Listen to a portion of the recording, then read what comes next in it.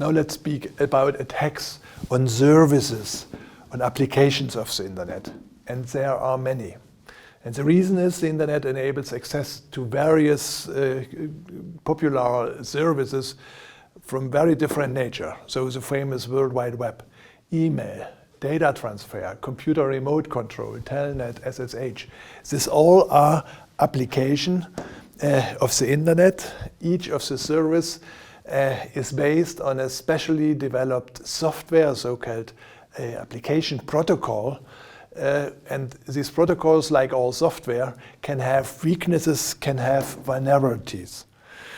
And attackers have found a lot of such vulnerabilities, and they were able to exploit these vulnerabilities.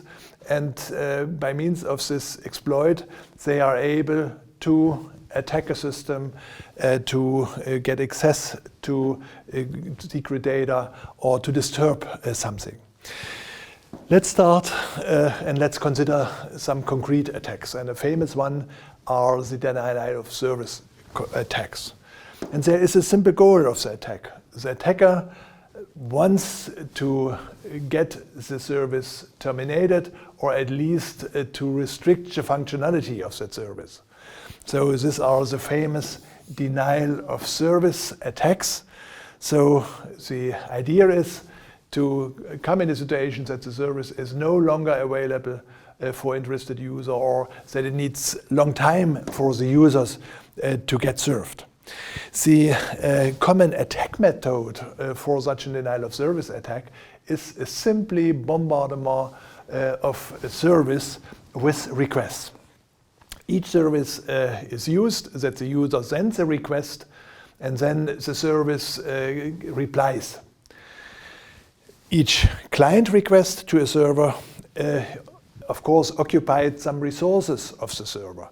The servers, at least for the time of processing of the request.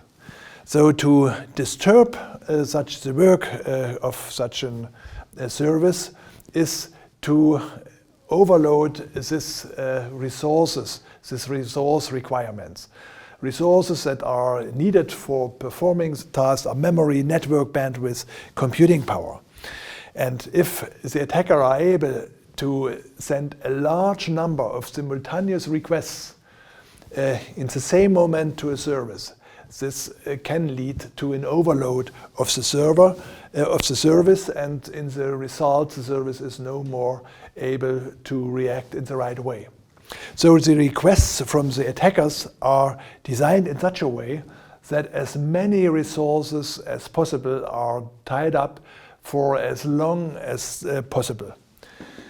So what the attackers do is simply they do whatever user is doing, but they do this with the idea to disturb the service. So nowadays server performance is usually very, very high. So a single attacker is no more able to execute such a denial of service attack. Therefore, the idea of the attacker is to perform such a distributed denial of service attack, such a DDoS.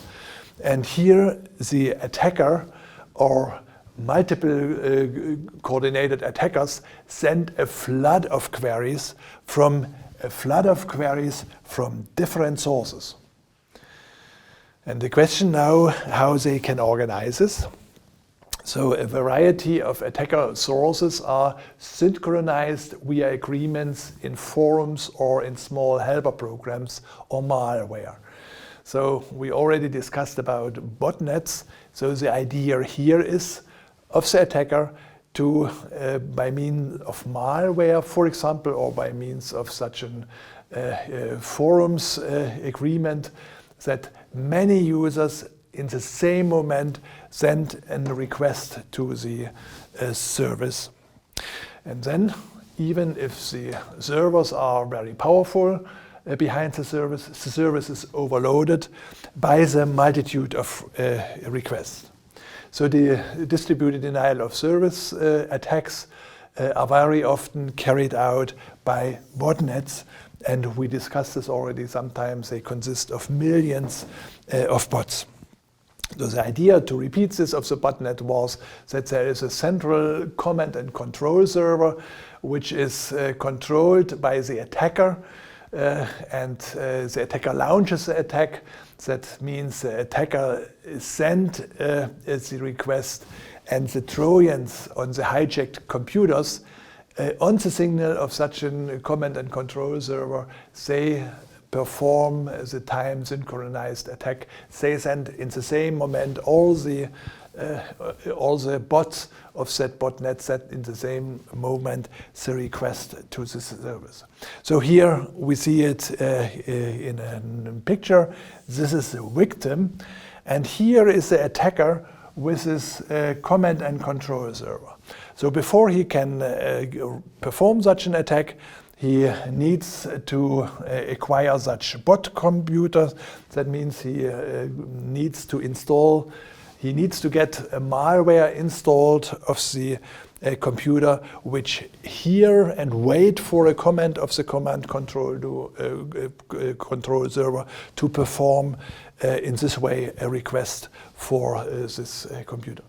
So many of the attacks we discussed already have the goal to get access to your computer and to allow the attacker to control your computer, for example, to send a signal for starting such a distributed denial of service attack. There are some spectacular examples for such denial of service attacks, for example, from August in 2016. Mary Botnets was identified as the most powerful botnet with 6,200 gigabit per second traffic against computer journalist Grapes, and up to 1 terabit per second against the French web host OVH. And it was used to attack the DNS provider Dyn, and affected high-profile websites, for example, GitHub, Twitter, Netflix, and utilized a lot of IoT, Internet of Things devices. So here you see, with a huge number of computers, they were able to control and to perform such a denial of service attack.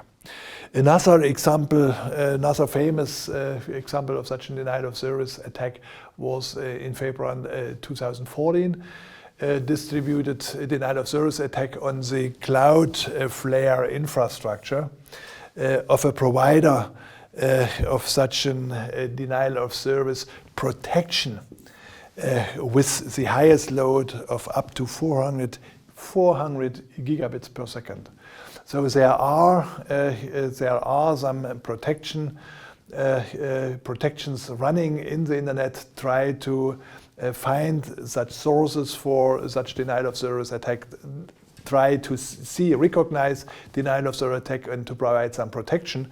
And exactly such a protection platform was the goal of such a distributed denial of service attack with a huge amount of power.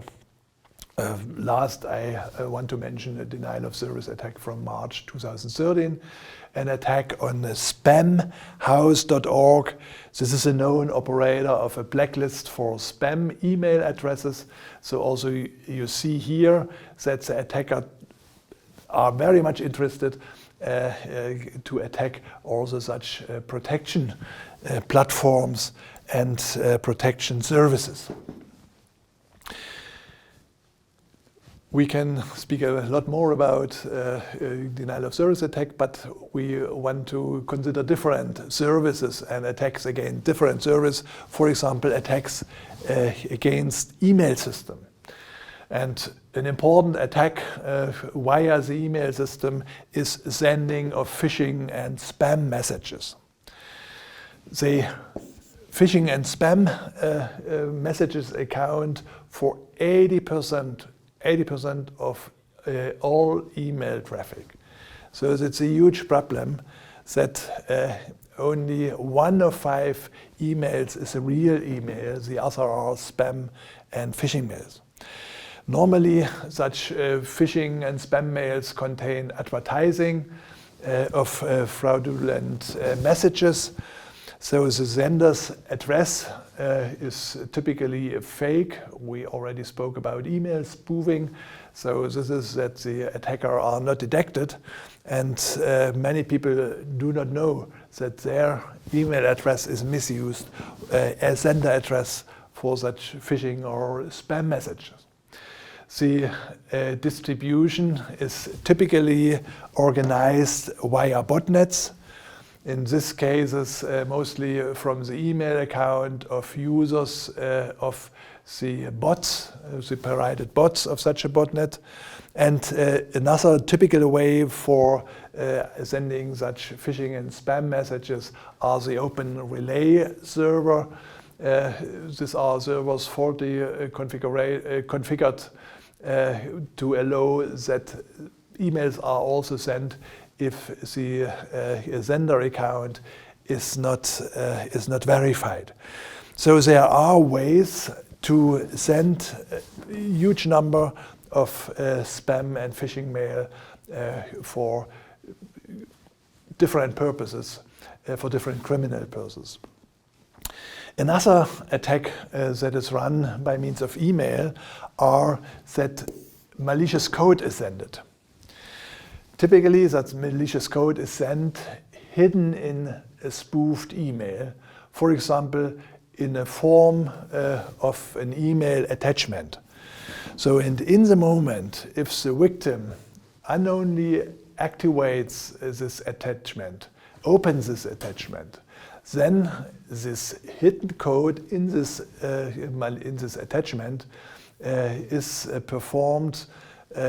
automatically performed on the computer of the user who opened this attachment, and then later on this malicious code, very different nature, is located on his computer.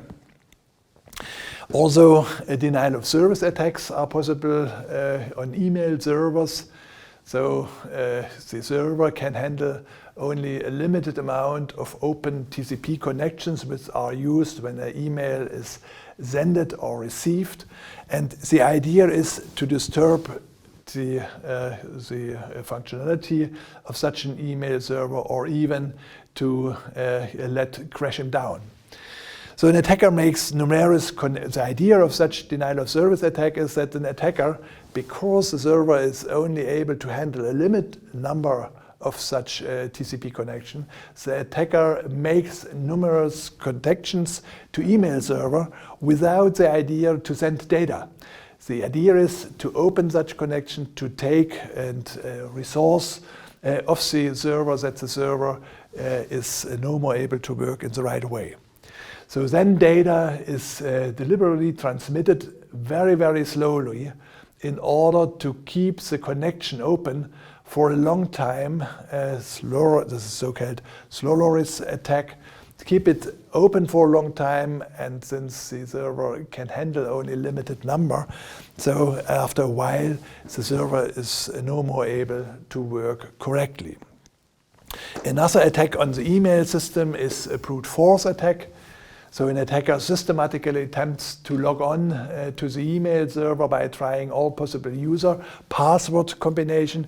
You know, the systems are secured by username and password. And the idea of the brute force attacker is to find out, systematically try out all passwords for a username to get access. This can be successful because some services do not limit the number of login attempts. There are carefully configured services. They allow a user only a limited number of tries to give in a username password. Of course, for this brute force attack, one needs an unlimited number for such things. So also this attack becomes successful if a server is not correctly configured. An attacker can then take over the user account with a correct password, and it can become active in the name of the user. It's not only that he uses the user's address by address spoofing. No, he can now, when he manages to get in, he can use the account of the user in a full and real and authenticated way. Many of the attacks we discussed on the email system can easily be prevented with a reliable authentication. Authentication is a very important thing. We discussed already that when the internet protocols are designed, this was a research project. It was not considered to become a system that's used by billions of people. So authentication mechanisms often have dropped down. So there is, for example, for such a reliable authentication, there are different approaches. For example, SMTP, this was the email protocol. AUS, this is a protocol that allows authentication with email servers via a login password combination. Today, this is common with email servers, and in general, there is another way to have possibilities for reliable authentication. This is when one uses TLS SSL connections, because this infrastructure allows authentication to the email server by means of a digital certificate. PGP, this is a pretty good privacy. It's a quite famous system like this S-MIME, which enable an end-to-end encryption of emails and certificate-based authentication by the recipient. So the difference here between TLS, SSL and PGP is a system that's dedicated to provide security services, various services, particularly security service for the email application. This TLS SSL infrastructure can be used for email service, but can be used also for other services. So an appropriate authentication significantly reduces the effectiveness of these attacks. So users should take care about this protection measure. If we look for other attacks, then famous and important and dangerous attack is remote code execution. Remote code execution refers to exploiting a vulnerability of a remote service with the goal of executing malicious code on the server of that service provider. So the idea is that an attacker is seeking full access for the service offered. So with a remote code execution, it's a very dangerous attack. Then the attacker can do with the service a lot of things. What are the reasons? The reason that attackers are successful with such kind of remote code execution attacks is that user inputs are not filtered in the right way. So for many services you have to give in, for example, which kind of pizza you want to have, or what you want to buy, or what you want to book. And there are forms, and the user types in his wishes in the form. What is the problem is that the designer, the developer of the program in the back did not check whether this user inputs are meaningful user inputs, or whether these are, for example, code for attacking the system. So generally, all programs or websites that accept process arbitrary user inputs and which all programs that allow to process user inputs without checking can be affected by such type of attacks. For example, malicious code that can be embedded in the program code due to a lack of filtering is hidden in a text input, and later on it's installed on the server and performs the attack. To mention a few concrete attacks from that family of remote code execution, let's discuss buffer overflow attack. This is a variant of the remote code execution, and here the idea is that the attacker exceeds the maximum length of the input field, exceeds the maximum length of the input field with fatal results. The problem is that the input for processing by the program is stored in a memory, and exactly for the expected length of the input, there is a memory placed, and the memory aside is used for other things, for example, for executing programs. So this is a so-called buffer where the user inputs are put into the memory of the system and then for the continuous processing. What needs to be done is that before saving an input, a programmer should check the maximal permission length of the input. If such a check is missing, then the complete input of the user is stored in the memory. That means the part that was dedicated, the buffer that was dedicated for the input, is overwritten.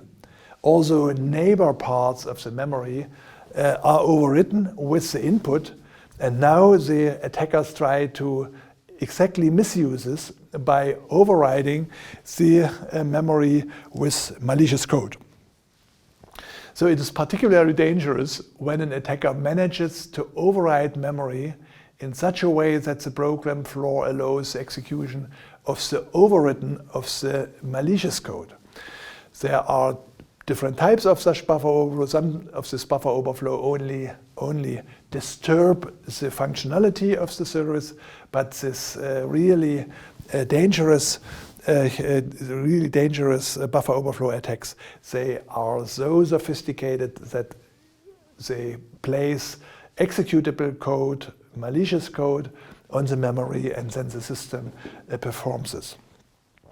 So target and buffer overflow are fine art because it's very difficult to implement, but it's dangerous, and many of these buffer overflow programs, of this very smart buffer overflow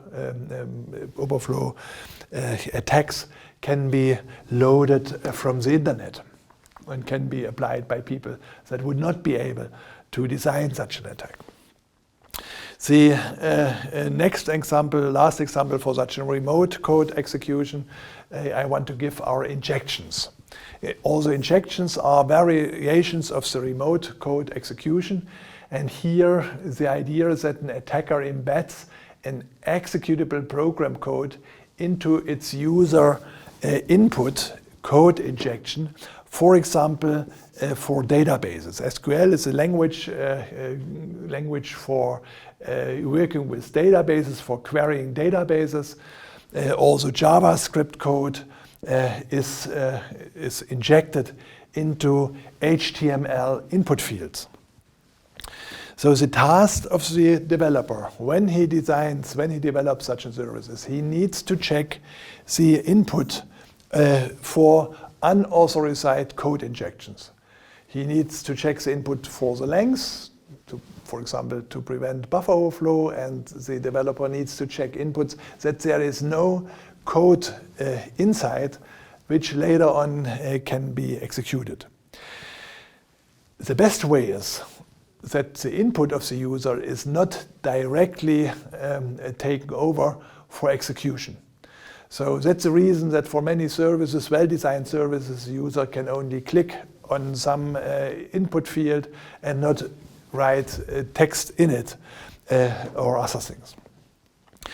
If this is not done, if the code is not checked and the injected code is directly executed, then many very dangerous attacks can be performed on the systems. For example, an attacker can execute an arbitrary code in an attacked service Often this is used in the case of database. When a database is accessed, so the attacker is able to delete information from the database, to manipulate data in the database. And very often this type of attack is used for open a backdoor to the server, which allows the attacker to directly interact with the server and to manipulate them. Here is a very famous and very dangerous example of such an attack. It is the attack that was called Heartbleed. This was the name of a vulnerability in the widespread TLS SSL implementation OpenSSL. So this is this infrastructure for securing the communication ways.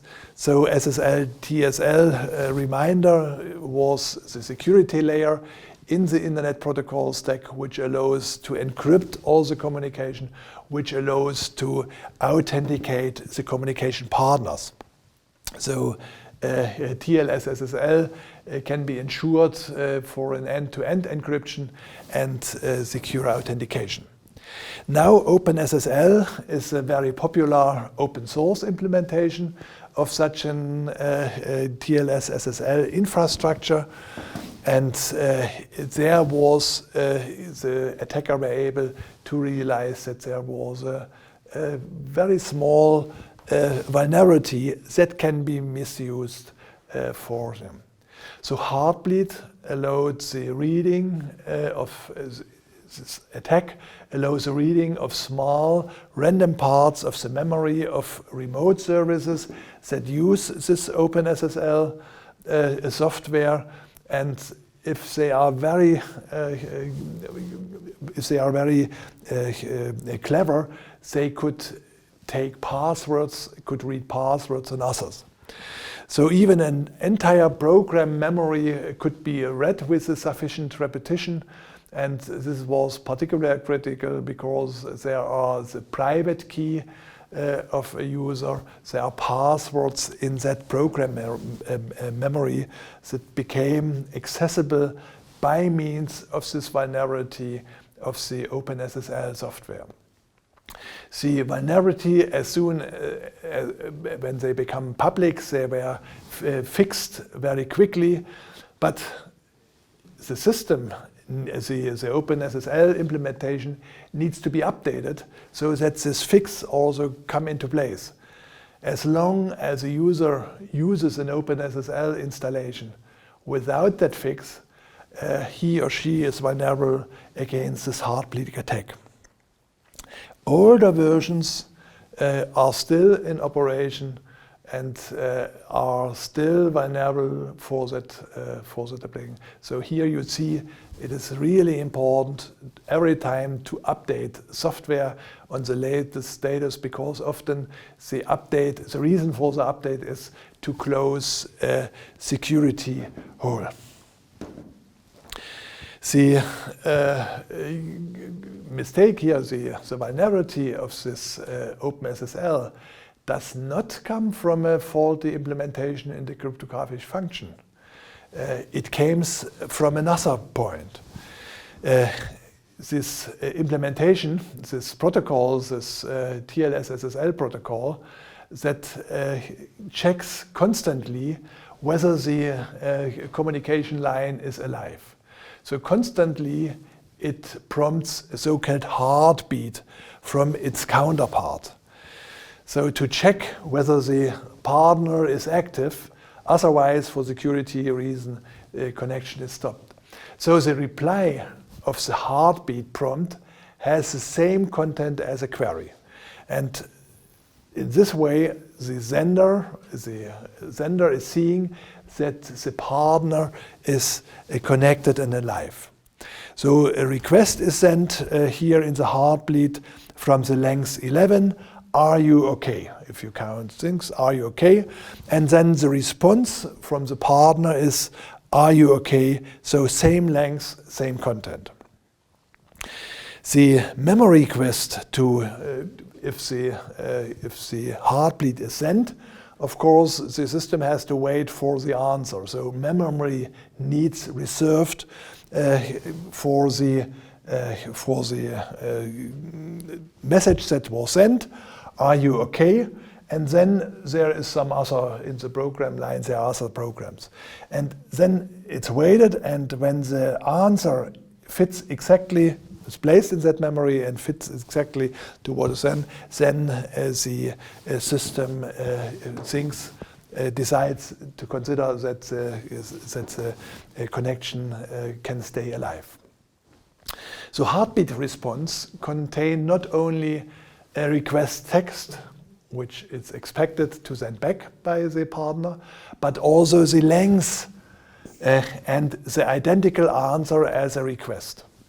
And exactly here, the designer, the developer of OpenSSL, did make a very serious mistake. They did not check. They did not track whether the actual length of the request sent matches the specific length of the answer. So heartbeat response was filled with random parts of the memory up to the specified unchecked length. So not only the response, not only this part, are you okay, is sent. No, here is manipulated. Instead of 11, which is exactly that part of the memory, the number 21 is sent. So in the answer is exactly from this memory now not only the 11 up to here, but also the 21 letters are sent back. And you see here, in this part, there can be secret password stored or other things. So in this way, by only manipulating this in this request, the length parameter, automatically a longer part, also a very secret part of the memory content is sent back to the partner. And as soon as it became known, of course, the attackers very specific misused this failure to get inside what's here in this memory, and these are passwords and others.